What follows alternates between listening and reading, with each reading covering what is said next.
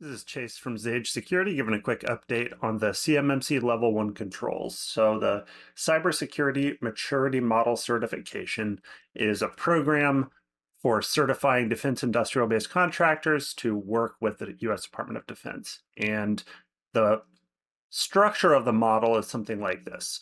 It's going through a pretty radical transformation right now from version 1.0 to 2.0, and 5 levels of cybersecurity maturity are being compressed down into 3 levels and no longer separated from processes into practices. So this is being pretty heavily aligned with the NIST cybersecurity framework and other well-known sets of controls for broadly used by organizations trying to increase their cybersecurity maturity.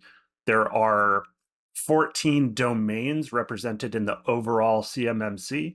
6 of them contain controls that are required for level 1 of CMMC with a total of 17 controls.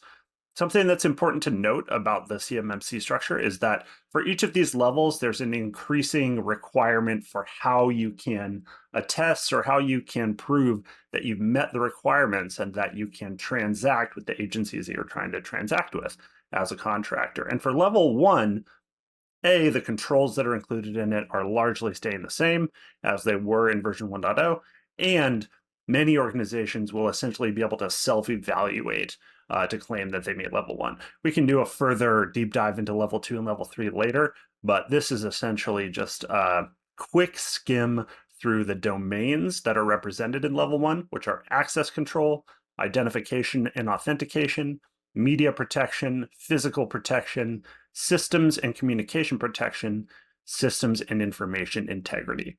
And this information I'm showing on the screen right now is essentially a crosswalk from the CMMC Level 1 controls over to NIST SP 800-171 Rev 23.1.1 and other NIST and FAR documentation, so that whichever of the frameworks you happen to be the most familiar with, you have a general idea of what the control represents. So I'll put a link to this whole document with further information about how to achieve CMMC level 1 controls, the urgency of access control and identity and authorization, and how that change in compliance assessment is happening.